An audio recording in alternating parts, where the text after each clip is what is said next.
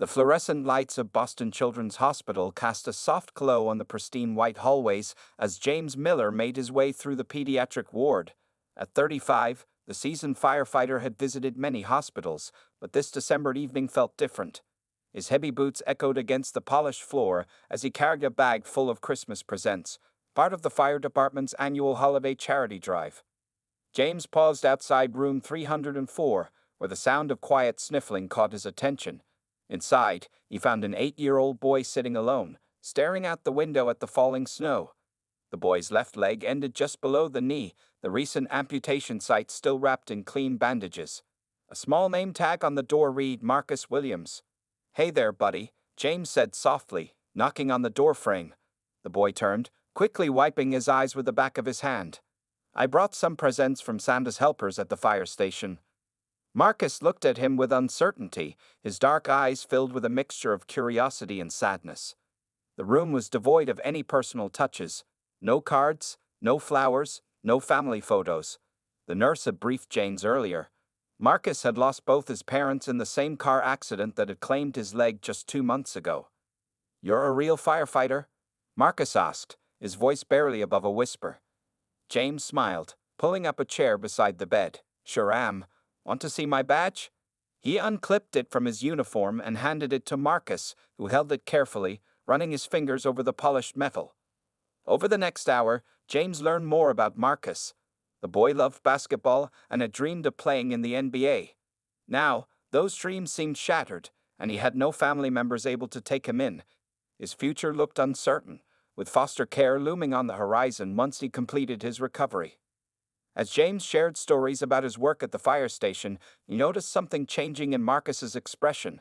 The sadness in his eyes began to lift, replaced by genuine interest and even a few small smiles. When James demonstrated how to operate his radio, Marcus laughed for the first time, a sound that seemed to brighten the entire room. Before leaving, James helped Marcus open the Christmas presents, a remote control car, some building blocks, and a warm winter jacket. But what struck him most was how Marcus's face lit up not at the gifts, but at the simple act of having someone spend time with him. That night, driving home in his pickup truck, James couldn't shake the image of Marcus from his mind. The boy's resilience in the face of such tremendous loss touched something deep within him.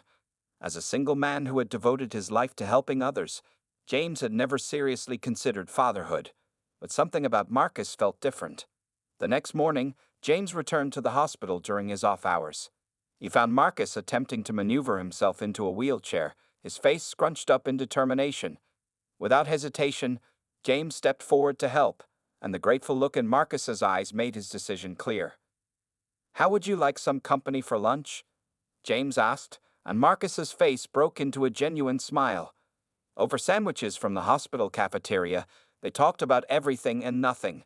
Favorite superheroes, what it was like to ride in a fire truck, and Marcus's upcoming physical therapy sessions. James noticed how Marcus's shoulders relaxed as they spoke, how he began to open up more about his fears and hopes. Before leaving that day, James spoke with Marcus's social worker about the possibility of adoption. The woman's surprise was evident. A single white firefighter wanting to adopt a black child with special needs wasn't something she encountered every day, but James was undeterred. He knew people would talk, that some would laugh or disapprove. Looking at Marcus through the window of his room, none of that mattered. As James drove home that evening, his mind was already racing with plans. His 3-bedroom house would need modifications, he'd have to learn about prosthetics and physical therapy, and there would be countless challenges ahead. But for the first time in years, he felt absolutely certain about a decision. Sometimes the most unexpected meetings could change lives forever, and James Miller knew that this was just the beginning of an extraordinary journey. When James announced his intention to adopt Marcus at the next family dinner, the silence around the table was deafening. His mother dropped her fork, and his brother Tom let out a dismissive laugh that made James's jaw clench. "You can't be serious, James," his mother said, shaking her head. "You don't know the first thing about raising a child, let alone one with special needs. And have you even thought about the cultural differences?" At the fire station the next day, the reactions weren't much better. While some colleagues offered supportive smiles, others exchanged skeptical glances when they thought he wasn't looking. During lunch break, Mike, his partner of 5 years, pulled him aside. "Look, Buddy, Mike said, leaning against the fire truck. I know you have a big heart, but this isn't like rescuing someone from a burning building. This is a lifetime commitment. Are you sure you're ready for that? James spent the following weeks proving his determination. He attended parenting classes, researched prosthetics, and joined support groups for adoptive parents. His small home underwent modifications, grab bars in the bathroom, a ramp alongside the front steps, and wider doorways to accommodate a wheelchair when needed. The adoption process moved slowly, filled with home studies, background checks, and mountains of paperwork. Each visit from the social worker left James more anxious than the last. He knew they were questioning whether a single man could provide the stability Marcus needed.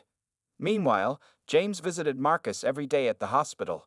He was there for Marcus's first fitting of a temporary prosthetic leg, holding the boy's hand as he struggled with the unfamiliar sensation. When Marcus fell during his first attempt to walk with it, James was there to help him up, wiping away frustrated tears. I can't do this, Marcus had said that day, his voice trembling. Everyone's going to stare at me. James knelt down to meet Marcus's eyes. You know what I see when I look at you? I see a brave young man who's stronger than he knows. And if anyone stares, it's because they're amazed by your courage.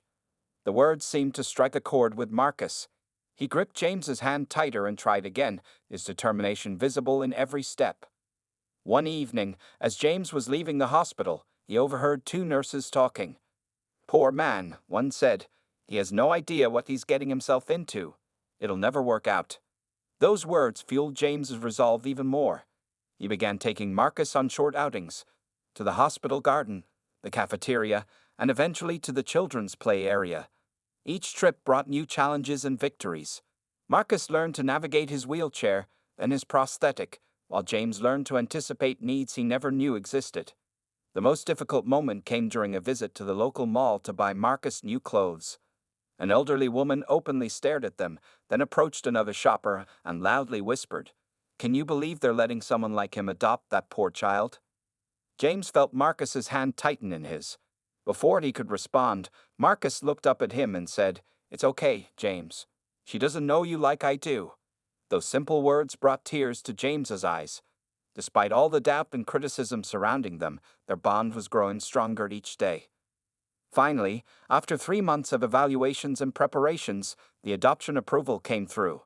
James transformed the spare room into a bedroom for Marcus, painting the walls blue, Marcus's favorite color, and filling it with books, toys, and a special desk adjusted for wheelchair height. The night before Marcus was due to leave the hospital, James sat alone in the newly prepared room. Doubt crept in as he looked at the medical supplies, the schedule of physical therapy appointments, and the list of dietary requirements pinned to the wall. Was everyone right? Was he in over his head? Then his phone buzzed with a text from Marcus's night nurse. He's so excited about tomorrow, he can't sleep. Keeps talking about his new dad. James smiled, running his hand over the soft blanket on Marcus's bed. Let them laugh, he thought. Let them doubt. Some of the best families aren't born. They're built with love, courage, and determination. Tomorrow would mark the beginning of their journey together, and James was ready for whatever challenges lay ahead. The first few weeks at home were harder than either James or Marcus had anticipated. The initial excitement of leaving the hospital gave way to a reality filled with challenges neither was fully prepared for. Marcus would wake up screaming in the middle of the night, his phantom limb pain causing tears to stream down his face. James would rush to his room, feeling helpless as he watched the boy he now called son writhe in agony. The doctors had warned them about this, but experiencing it firsthand was different. James learned to massage the remaining limb gently, telling stories about brave firefighters until Marcus drifted back to sleep. During the day, they faced different battles. Marcus struggled with the simplest tasks, getting dressed, using the bathroom, moving around the house. His frustration would build until it exploded in angry outbursts. I hate this, Marcus shouted one morning, throwing his prosthetic leg across the room after falling while trying to put on his pants. I hate being different. I hate that my real parents are dead. James stood in the doorway, his heart breaking. He wanted to rush in and fix everything, but he remembered what the family counselor had said about allowing Marcus to express his emotions. Instead, he calmly walked over, sat on the floor beside Marcus, and waited. I know it's hard, buddy, James said softly after Marcus's sobs had quieted. And it's okay to be angry. But you're not alone anymore. Trust was another hurdle they needed to overcome. Marcus would hoard food in his room, a habit developed during his time in the hospital. He'd flinch sometimes when James moved too quickly, and he'd rarely share his true feelings. Each small step forward in trust felt like a major victory. The neighborhood presented its own challenges. While some neighbors welcomed them warmly, others kept their distance. James noticed how some parents would pull their children away when they saw Marcus approaching in his wheelchair. It made his blood boil, but he learned to stay calm for Marcus's sake. One particular incident stood out. They were at the local grocery store when an elderly man approached them, his face twisted in disapproval. "This isn't right," the man muttered loud enough for both to hear. "Children should be with their own kind." Before James could respond, Marcus looked up at the man and said clearly, "My dad is my own kind. He's the kind that loves me." James had never felt prouder. That evening, they celebrated with ice cream sundaes, and Marcus opened up about his fears for the first time. "What if you decide you don't want me anymore?" Marcus whispered, pushing his ice cream around in the bowl. James put down his spoon and looked directly into Marcus's eyes. "That's never going to happen. Family is forever, and you're my family now." Slowly but surely, they developed their own routines. James learned to cook Marcus's favorite meals, mastering mac and cheese and perfecting pancake shapes. Marcus learned to trust that James would always come back, that this home was permanent. The physical therapist visited 3 times a week, teaching both of them exercises and techniques to strengthen Marcus's muscles. James would join in, making it into a game, and soon their living room became a mini gymnasium filled with laughter rather than frustration. At the fire station, James's colleagues began to see the change in him. The same people who had doubted him now asked about Marcus's progress, and some even offered to babysit when James needed help. Mike, who had been skeptical at first, became Marcus's favorite uncle, teaching him card tricks during station visits. One night, about 3 months after bringing Marcus home, James was tucking him into bed when Marcus said something that made everything worth it. "Dad?" Marcus asked sleepily. It was the first time he'd called James that without hesitation. "Thank you for choosing me." James had to swallow hard before responding. "No, buddy, thank you for choosing me back." As he turned off the light and closed the door, James realized that they were no longer just an adoptive father and son trying to make it work. They had become something more. They had become a family, bound not by blood but by choice, understanding, and unconditional love. The challenges weren't over, but they would face them together. Each day brought new lessons in patience, strength, and the true meaning of family. And slowly but surely, the laughter in their home began to drown out the doubts of those who had never believed in them. The discovery happened by accident. During one of Marcus's physical therapy sessions, James noticed his son's gaze repeatedly drifting toward the hospital's rehabilitation pool. The therapist, Ms. Rodriguez, caught the look too. "Would you like to try the water today, Marcus?" she asked, smiling warmly. Marcus nodded hesitantly, though his eyes sparkled with interest. Getting into the pool took time. Marcus was self-conscious about removing his prosthetic leg in public, and James helped him change into swim trunks with gentle patience. When they finally entered the water using the pool lift, something magical happened. "Dad, look," Marcus called out, his face breaking into a wide grin as he floated. "I can move without the wheelchair or prosthetic." James watched in amazement as his son moved through the water with natural grace. In the pool, Marcus's missing leg didn't seem to matter. He splashed around, laughing more freely than James had heard since the adoption. Ms. Rodriguez observed Marcus's movements with professional interest. "He has excellent natural buoyancy and body awareness," she told James. The water could be very therapeutic for him, both physically and emotionally. That evening, James couldn't stop thinking about Marcus's transformation in the pool. He made some calls and discovered a local community center with an accessible swimming pool. The next day, he signed them both up for membership. Their first weekend trip to the pool brought new challenges. As they entered the facility, several people stared at Marcus. A young child loudly asked his mother why the boy had only one leg. James felt Marcus tense beside him, but this time something was different. "It's okay, Dad," Marcus said, squeezing James's hand. "Let's just get in the water." Once in the pool, Marcus seemed to forget about everyone else. He practiced floating on his back, moving his arms and leg in sync. James stayed close, providing support when needed, but increasingly found himself just watching in pride as Marcus gained confidence. An unexpected advocate appeared in the form of Coach Sarah, a swimming instructor who approached them during their third visit. She had been observing Marcus and saw potential. His upper body strength is impressive, she told James. And his natural feel for the water. With some training, he could be quite competitive. Marcus's eyes widened at the word competitive. James recognized that look. It was the same one he'd seen when Marcus used to talk about basketball before the accident. They started with private lessons twice a week. Coach Sarah taught Marcus adapted swimming techniques, showing him how to compensate for his missing leg and use his body's natural buoyancy to his advantage. James attended every session, learning alongside his son so they could practice together. The transformation was remarkable. In the water, Marcus wasn't the boy with one leg anymore. He was simply a swimmer, powerful and free. His confidence grew with each session, spilling over into other areas of his life. One afternoon, while they were driving home from the pool, Marcus broke their comfortable silence. "You know what I like best about swimming, Dad?" "What's that, buddy?" "In the water, nobody looks at me different. I'm just like everyone else. Actually, sometimes I'm even better." James glanced in the rearview mirror, catching Marcus's proud smile. The boy who had once hidden his prosthetic leg was now eagerly telling anyone who would listen about his swimming achievements. The pool staff began to know them by name. Other regular swimmers would wave and chat, treating Marcus like any other kid. Even the child who had once asked about Marcus's leg now asked him for swimming tips instead.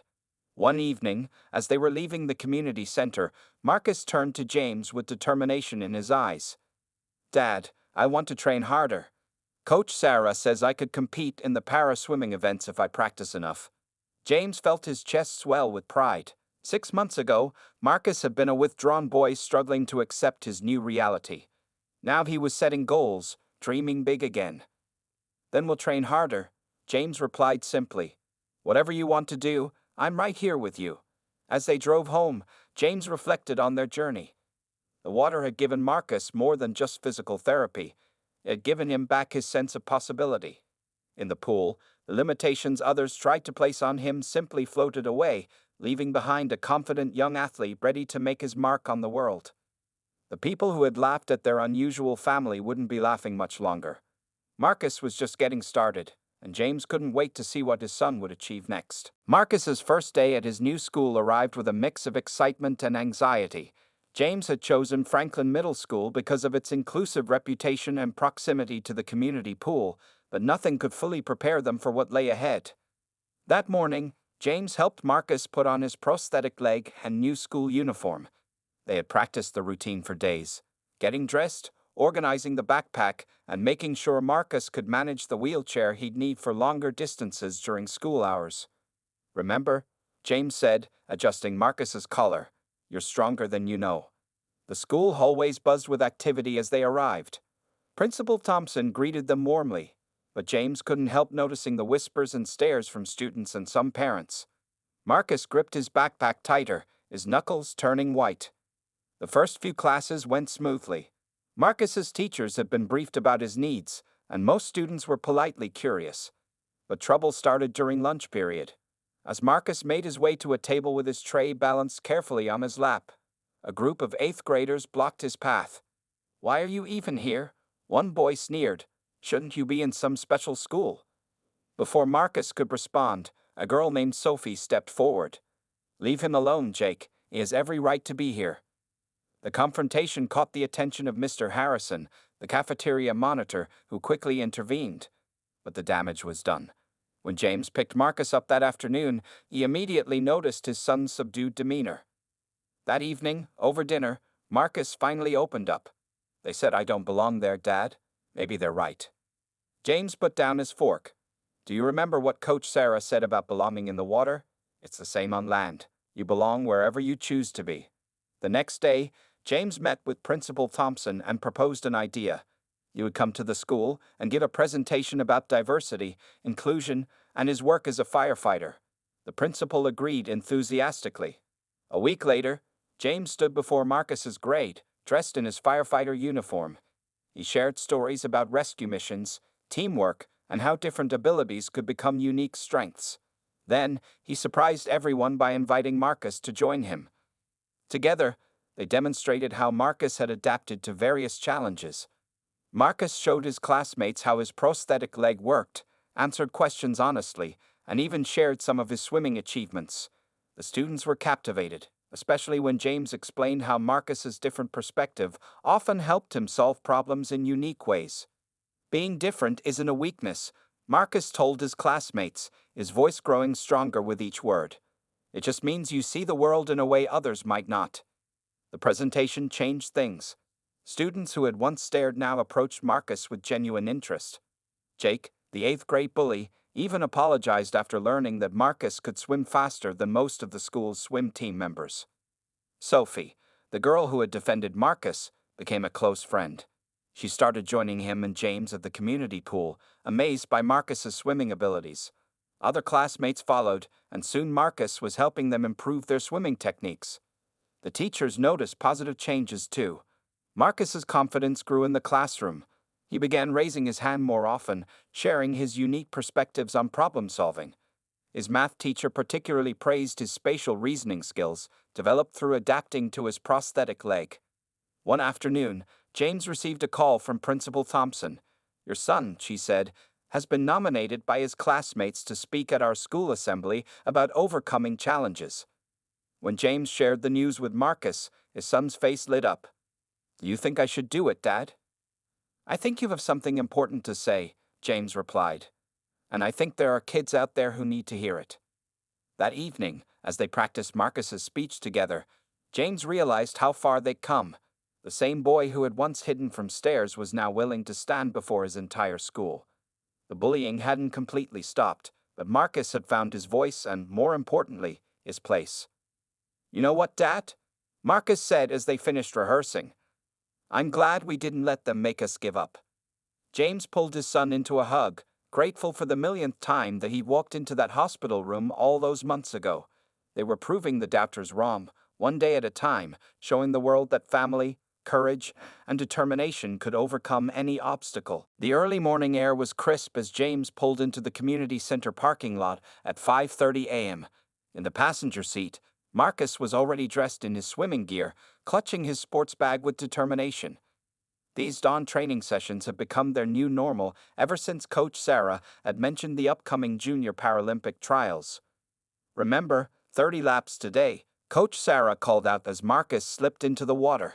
James watched from the poolside, amazed at how his son's strokes had become more powerful, more precise over the past months. The same colleagues who had once questioned his decision to adopt now regularly asked about Marcus's swimming progress. During one particularly intense training session, Mike from the fire station showed up unexpectedly. He stood beside James, watching Marcus glide through the water with impressive speed. "I was wrong about you too," Mike admitted, his eyes following Marcus's powerful strokes. "That kid's got more determination than most adults I know." The training schedule was demanding. Every morning before school, they were at the pool. Every afternoon, Marcus had strength training or technique practice. James had rearranged his firefighting shifts to accommodate the schedule, and his fellow firefighters had stepped up to help, often swapping shifts when needed. One evening, while Marcus was practicing his turns, Coach Sarah pulled James aside. "He's ready for his first competitive meet," she said. "There's one in 3 weeks at the state level. It would be good preparation for the trials." The news of Marcus's first competition spread quickly through their community. The same neighbors who had once whispered behind their backs now offered encouragement. Even the elderly man from the grocery store incident stopped by their house with a hand-knitted swimming cap for Marcus. As the competition day approached, Marcus's anxiety began to show. The night before the meet, James found him sitting on his bed, staring at his prosthetic leg. "What if I'm not good enough?" Marcus whispered. "What if everyone stares?" James sat beside him. "They probably will stare," he said honestly. "But they'll be staring at the amazing athlete who's about to show them what determination looks like." The competition venue was packed. Families filled the bleachers, and the air buzzed with excitement. Marcus's event, the 100-meter freestyle, had 5 other participants, all with various physical challenges. As they lined up behind the starting blocks, James noticed Marcus scanning the crowd. The entire fire station crew had shown up, holding a banner that read, "Go MARCUS." Mike had organized it, and even the chief had come to show support. Sophie and several classmates were there too, wearing t-shirts with Marcus's name. When the starter's signal sounded, Marcus entered the water with perfect form, just as Coach Sarah had taught him. His powerful strokes cut through the water, his rhythm steady and strong. The crowd's cheers grew louder as he turned for the final lap. James held his breath, watching his son push through the water with everything he had. The same boy who had once been afraid to remove his prosthetic leg in public was now commanding attention with his athletic prowess. Marcus touched the wall and looked up at the scoreboard. Second place, the time qualified him for the Junior Paralympic trials. The celebration that evening was unlike anything their house had seen before. The fire station crew, school friends, neighbors, and even some of the former skeptics gathered to congratulate Marcus. Coach Sarah brought a special cape decorated with a swimming pool design. Later that night, as James was tucking Marcus into bed, his son said something that made all the early mornings and long training sessions worth it. "Dad," Marcus yawned, his silver medal hanging proudly beside his bed. "Remember when people laughed at us? I think they're not laughing anymore. They're cheering instead." James smiled, remembering the doubtful looks and disapproving comments from just months ago. Now, those same people were asking for Marcus's autograph, predicting his future Olympic success. As he closed Marcus's door, James caught sight of the training schedule for the upcoming trials posted on the wall. The journey ahead would be challenging, but they had already proven that together they could overcome any obstacle. The people who had once laughed at their unusual family were now witnesses to an extraordinary transformation, not just of a boy learning to swim, but of two people showing the world what family truly means. The local newspaper's headline read, "Local Boy's Journey from Tragedy to Triumph." The article featured a photo of Marcus standing proudly beside the pool, his prosthetic leg visible, with James's arm around his shoulders. 3 years after their first meeting in the hospital, their story was capturing hearts across the city. The Junior Paralympic swimming trials were just 2 weeks away, and Marcus's training had intensified.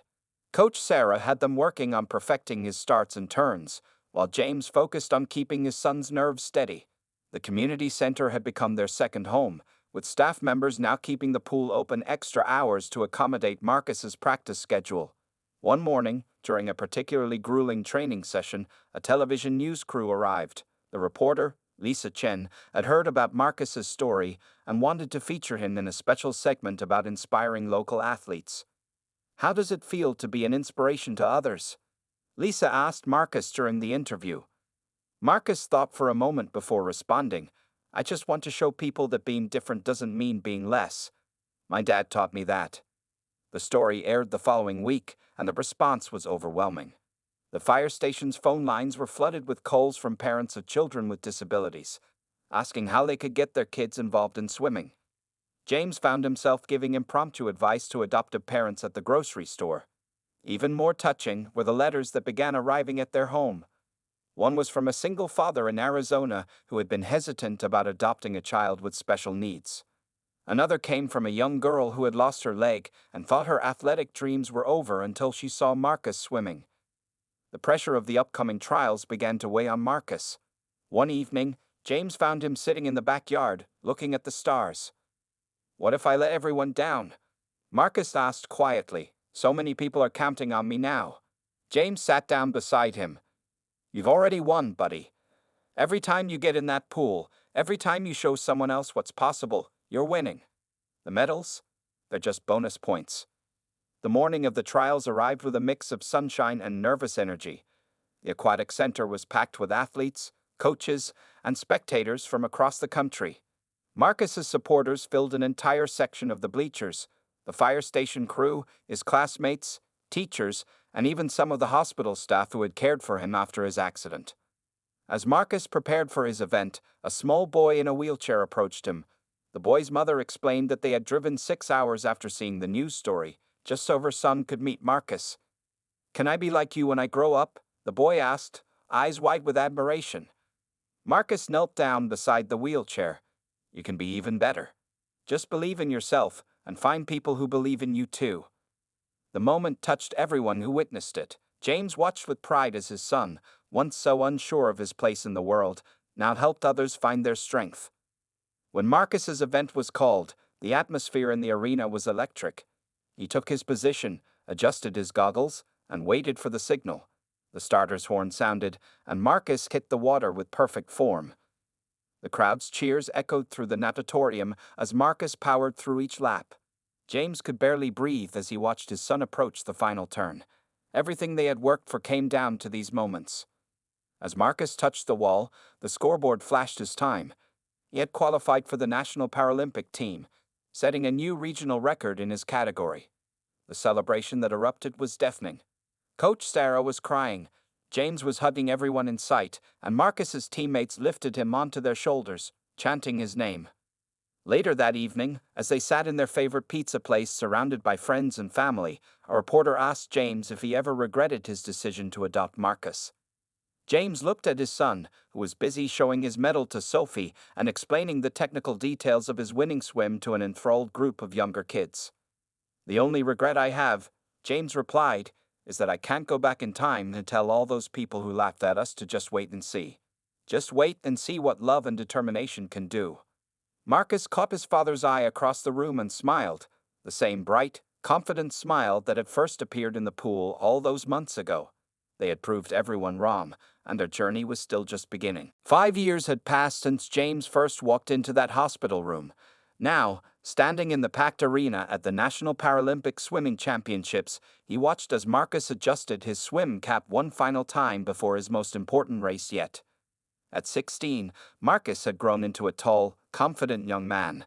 His achievements in the pool had earned him national recognition, but it was his work outside the water that truly showed how far he'd come.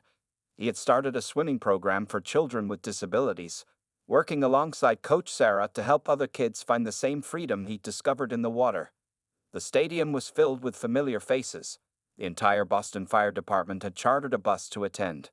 Sophie, now Marcus's girlfriend, sat with James, clutching a handmade banner. Even the elderly man from the grocery store incident years ago was there, wearing a t-shirt with Marcus's name. "Ladies and gentlemen," the announcer's voice boomed, in lane 4, representing Massachusetts, Marcus Miller. The crowd erupted as Marcus stepped onto the starting block. James noticed how his son took a moment to look up at the crowd, no longer hiding from the attention but embracing it. The same people who had once stared at his prosthetic leg now stared in admiration at his athletic prowess. The race began, and Marcus shot through the water like a torpedo. Years of training had refined his technique to near perfection. Each stroke, each turn, demonstrated the countless hours of practice, the early morning sessions, and the unwavering determination that had brought him to this moment. As Marcus touched the wall for his final lap, the crowd was on their feet. James could barely hear himself think over the cheering. When the times flashed on the board, the arena exploded. Marcus had not only won gold, but had set a new national record in his classification. The medal ceremony was emotional. As Marcus stood on the top podium, James thought back to that first day in the hospital. How many people had laughed? How many had said it would never work? Now, as the national anthem played and Marcus's gold medal gleamed under the lights, those doubts seemed like distant memories. After the ceremony, reporters gathered around them. One question stood out. "Marcus, what would you say to those who doubted you and your father?" Marcus looked at James before answering. "I'd thank them. Every laugh, every doubt, every obstacle just made us stronger. But more importantly, I'd tell them to look around. Look at all the other kids with disabilities who are swimming now, playing sports, chasing their dreams. Sometimes it takes someone being laughed at to show others what's possible." The impact of their story had spread far beyond sports. Adoption agencies reported increased interest in special needs adoption. Local communities were improving accessibility at their pools. Marcus's old school had started a comprehensive adaptive sports program. That evening, they hosted a celebration at their home. The house was packed with people who had been part of their journey. Coach Sarah raised a toast to Marcus and James, who showed us that family isn't about matching appearances, it's about matching hearts. Later, as the party wound down, Marcus found James sitting quietly on their back porch. "Dad," he said, joining him on the steps, "remember when you first asked if I wanted you to adopt me? James nodded, remembering that nervous day in the hospital. I was scared then, Marcus continued. Scared of everything. Being different, being alone, being unwanted. But you weren't scared. You saw me, not my disability, not my race, just me. James put his arm around his son's shoulders, noticing how broad they'd become from years of swimming. And now look at us, Marcus smiled.